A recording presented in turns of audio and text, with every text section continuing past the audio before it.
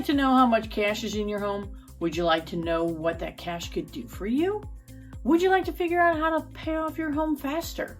Would you like to set up a private search where no one will try to bug you or sell you anything when you're searching for another home? I got an app for that. The wealth building app for your home. HomeBot. It's free. Click here.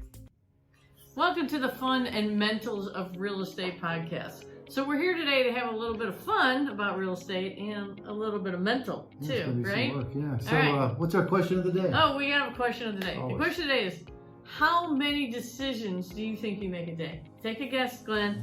My wife makes most of them for me. But I would say a couple hundred. A couple hundred. Yeah. All right, well, various sources on the internet, everywhere you look, says you make 35,000 decisions in one day. Well, I guess if you think about it, everything really is a decision. Everything's a Get up out decision. of bed. It's incredible. Yeah. So anyway, we're here to talk about the decisions that most people make around their lifestyle. So helping you build wealth, live your dream lifestyle, and leave legacies that matter. That's what we're here to do today, right? I'm Angela Dillmon here with Keller Realty, Chesterfield in St. Louis, Missouri. And this is Glen Calvin with Gill Mortgage right here in Chesterfield. Awesome. So today the dream lifestyle we're talking about is living out on acreage. Yeah, moving out. It's just kind of getting out of the city, getting out of the subdivision, and just having some elbow room. So that's what I hear. Should be easy for us because it's what we both do. That's what we both do. Yeah. That's right. We have made this transition. So we're here to talk a little bit about it because through COVID and the change of lifestyle of people working at home, people just seem to want more elbow room. That's what I hear a lot. And so sometimes people just want to make a little bit of a jump, not too big a one, and other times people want to make huge ones. So let's just talk about it a little bit. So if you want to live out on acreage and you want a little bit of space, what does that really mean? Does it mean I want a half acre, an acre, 3 acres, 10, 20? So sometimes people don't really know. So it's good to get out and drive around and check it out a little bit to see what you really mean. So when people say, I don't want to be rural, but rural sometimes is really not that far out. So there's like a USDA loan for rural, isn't there, Glenn? Yeah, it's great when you get out. Not only do you have all the other loans that you could think of, the MHTC, the conventional, the VA, the FHA. They also, for areas that, and we go by where you vote, the census tract. If it's under a certain amount of population, which is basically anything northwest, south of St. Louis County where we're at, and it's a lower population, the U.S. Department of Agriculture has a specific loan that requires no down payment, low MI, and it's just a great product. You don't have to be a first home buyer. You can't own another house. It has to be your primary residence. Look at that. It's 100% financing. 100% financing, yes. Yeah, and MI is mortgage insurance, so you don't have any of that in case mortgage insurance, in case you default, don't have that. So first steps in kind of knowing that it's doable and that you don't need a lot of money to do it because that kind of loan is available. The next step is really to kind of think about the lifestyle. Do you want chickens? All right, that's a big one, right? I can't have it in my subdivision. Do you want an outbuilding? Just a small one, or a really large, big barn outbuilding to do all kinds of things in, your hobbies, have horses, whatever. What lifestyle are you looking for when you say you want more elbow room? You probably can't see a neighbor where you're at. No, actually, I can. And one thing you think about, and I'm very fortunate, is, how often do you go into the city? Do you like to go to the baseball games? Do you like to go in to see concerts? Well, then you probably want to be 2.5 hours out. Right. But where we are, and I'm about 45, 50 minutes from downtown, but I've got 25 acres. And the way we did it was kind of unique in where we bought a piece of ground in the subdivision and then we assembled some other pieces around it to where we got the 25 acres with the horses and we have our chickens and other animals. And we kind of just slowly over time kind of morphed into that. I call it my mini Grants Farm. Yeah, your mini Grants Farm. Yes. And you don't have to do that just to get on acreage. You could just live on an acreage with a nice lawn and so forth. So how much lawn do you want to cut? Do you want to have animals?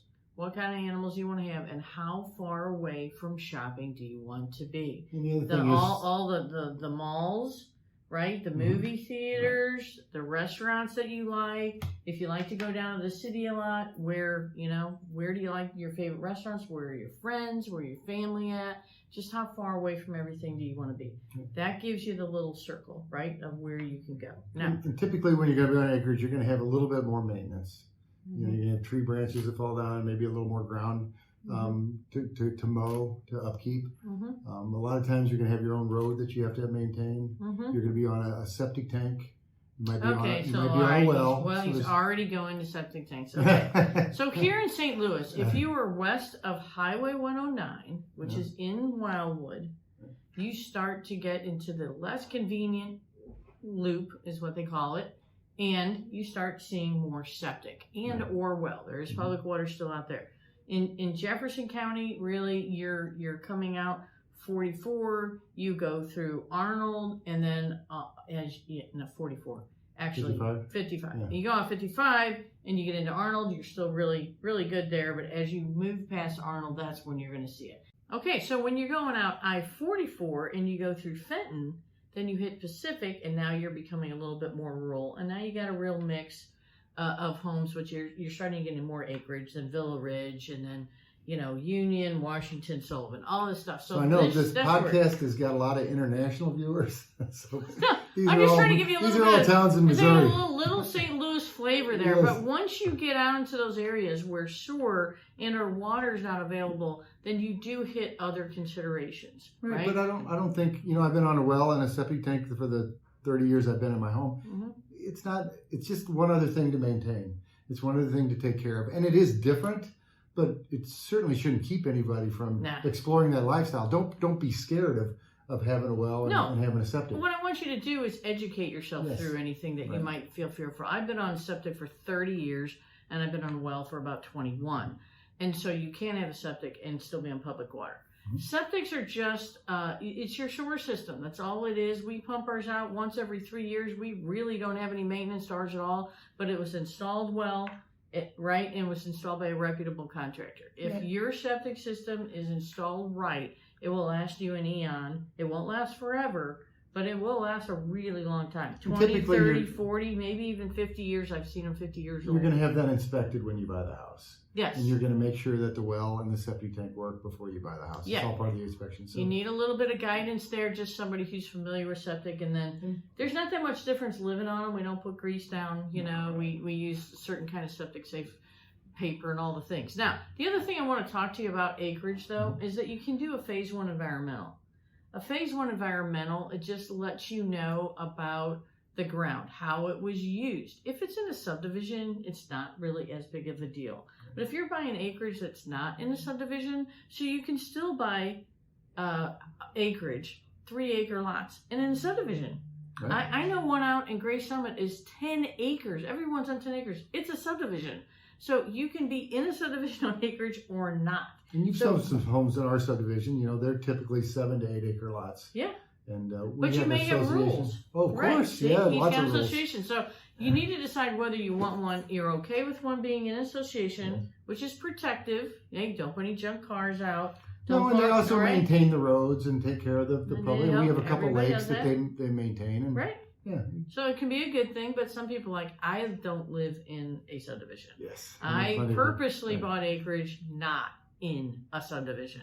So you need to decide that too when you're talking about moving out. The nice thing I do like about moving out, though, from city to county is usually you're jumping counties. Usually you're moving from a more expensive county to a least expensive county. And I like that because taxes are going to be lower, right? Taxes lower, the property values are lower, the ground price is lower. Everything's a little cheaper. Everything's a little cheaper. So we moved from St. Louis County into Franklin County, and we went from more expensive to less expensive. So that's a really big bonus when you're thinking about moving out to acreage. No doubt. What about the schools? Oh, schools are different. They're not AAA rated typically when you get into acreage. So if you're going to pay for private school, some of the schools are pretty nice. Some of the schools are fine. You just need to investigate if school's a thing, right? That you need to be in a certain school district. We just helped a family do this. They moved from their 1/4-acre lot. They were tired of being so closed in. They wanted chickens.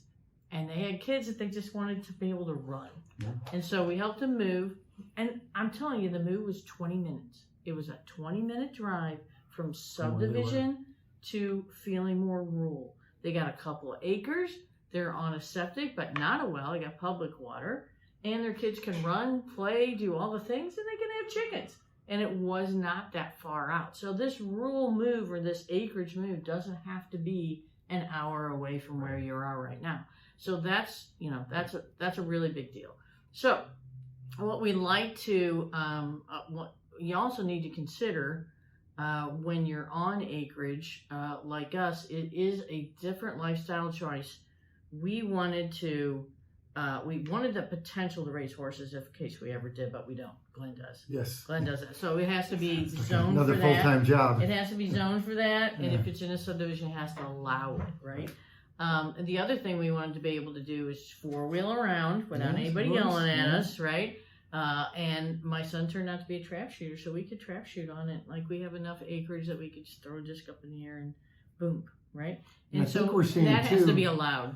Over the last few years, there's a lot of these older family farms that the children aren't interested in farming anymore, and we're seeing some turnover in that. So there's definitely opportunity to buy this rural property right now. Right, you can do it still in the same town you're in. Like, people move in Wildwood to within Wildwood, and they're moving from a subdivision to acreage. So sometimes it's only a 10-minute move down the road. So the Phase 1 environmental reports that you can get when you buy acreage, those just tell you what the history of the use is, the use of the kind of soil you're dealing with. Did anybody ever sprayed dioxin on it because they were raising cattle? All the things.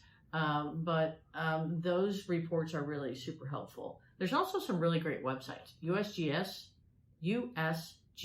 United States Geographical Survey. Topographical maps. They have That's topographical amazing. maps. It's all free. All free. Yeah. Each county has its own little geographic information system. It's called the GIS. So if you go Jefferson County GIS, Franklin County GIS, you'll be able to pull up maps for zoning, for topographical, which is it steep? What's the topography? Is it steep? Is it level? Can I put a play set on there? Can I have a garden on there? Or does it just sheer drop off, right? So let me ask you a question. Right now we're dealing with this inventory shortage. Is it as bad when you're going to look for the rural properties? Is there more available, less available? Is it about the same? The further out west you go from St. Louis, the easier it is to buy property. Gotcha. Yeah, but the closer in you are, the harder it is. So it's still lower than it's ever been. It's a little bit better than being in town. And one of the things I see where people will go out and buy the property, they'll just go out and enjoy it on the weekend or whatever. Then maybe they'll build a little structure, get a camper. Then maybe they'll build a home. And then maybe they'll build an outbuilding. Kind of ease into it. Right, kind of ease into it. So, things to think about when you're thinking about the lifestyle and acreage. I hope that was helpful. And we got a tool for you if you'd like to do a private search. Oh my gosh, if you would like to look around privately where no one sees and no one's going to try to sell you anything, and just see what's out there. Information gathering when you're thinking about rural and you're thinking about an acreage move is usually a process of gathering information. Yes. So we have a free app for that. It's called HomeBot. So just click the link below and you can sign up. It's totally free and you can do a private home search in there. See everything that's really listed for sale. Everything that's listed for sale. Great sale. tool. Because what you need to do is gather information, and we're happy to sit and talk with you to figure out where you're going to find it. Where's my budget, and where can I find what I want? Then you're like, oh, this is more doable than I thought it was. And you'll be surprised. But gather information. It's usually a year process for people who are thinking about moving out. It's not like it happens overnight. And I think rural living, it might be for some, might not be for some, but it's something to explore and consider. Yeah. Something that we both kind of fell in love with and we both enjoyed. So we hope you didn't have too many mentals today. Join us next week when we're going to talk. What are we talking about? We're going to talk about building a new home. Oh, new construction next week. Okay, Exciting. join us next week for new construction. See you then.